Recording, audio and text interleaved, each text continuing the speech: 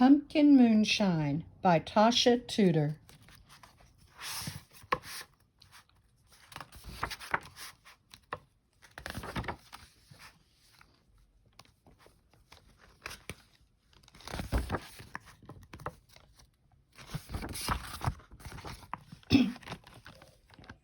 Sylvie Ann was visiting her grandmummy in Connecticut. It was Halloween, and Sylvie wanted to make a pumpkin moonshine. So she put on her bonnet and started out for the cornfield to find the very finest and largest pumpkin. Entry, country corn, apple seed and apple thorn, wire, briar, limberlock, 5 geese in every flock. Some flew east, some flew west, some flew over the cuckoo's nest. The cornfield was on top of the hill, quite away from the house, so Sylvie took Wiggy for company. The hill was very steep. It made Sylvie and Wiggy puff like steam engines. Engine number 9, going down Chicago line.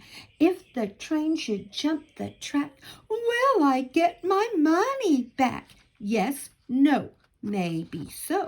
Toot, toot, toot, toot.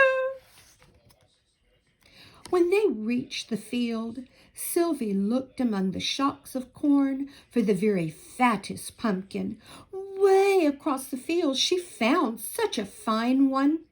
Pumpkin patch, looking for a pumpkin in a pumpkin patch. Here is one, round and fat, turn into a jack-o'-lantern just like that. It was so very big, Sylvie couldn't lift it. So instead, she rolled it across the field, just the way you roll big snowballs in wintertime. But when Sylvie and Wiggy and the pumpkin came to the edge of the field, where the ground sloped down into the barnyard below, the pumpkin began running away. Pumpkin, round and fat, turn into a jack-o'-lantern just like that. It leapt over stones and bushes, bumpity bump, bump, faster down the hill with Sylvie and Wiggy rushing after it. Pumpkin, round and fat, turn into a jack-o'-lantern just like that. It frightened the goats.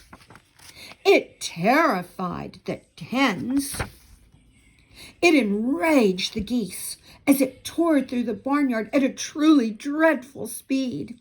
Pumpkin, round and fat, turn into a jack-o'-lantern just like that.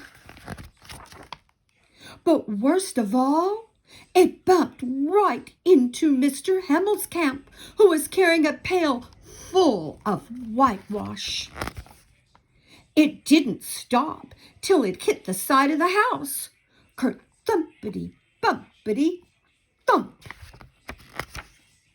Sylvie Ann was a very polite little girl, so of course she helped Mr. Hamill's camp to his feet before going after the pumpkin. She apologized to the goats and poultry too. Then Sylvie went to her grandpa and told him what had happened.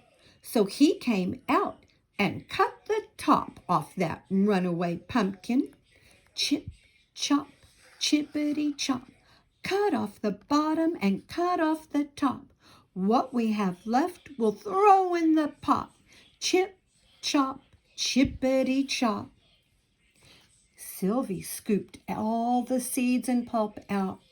Then Grandpa made eyes and a nose and a big grinning mouth with horrid crooked teeth. Pumpkin, round and fat, turn into a jack-o'-lantern just like that. It was evening by then, so they put a lighted candle inside the pumpkin to make him look as fierce and horrid as all true pumpkin moonshine should. Pumpkin, round and fat, turn into a jack jack-o'-lantern just like that.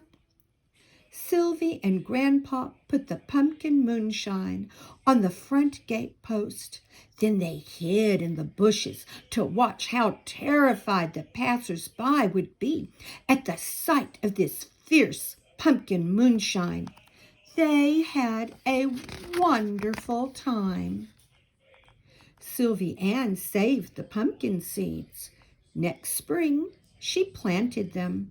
The vines grew up and ran all over the cornfield with lots of pumpkins on them, just waiting to be made into pumpkin pies and pumpkin moonshines to please good little girls like Sylvie Ann. Intry, mintry, country corn, apple seed and apple thorn, wire, briar, limber, log, 5 geese in every flock. Some flew east, some flew west, some flew over the cuckoo's nest. The end.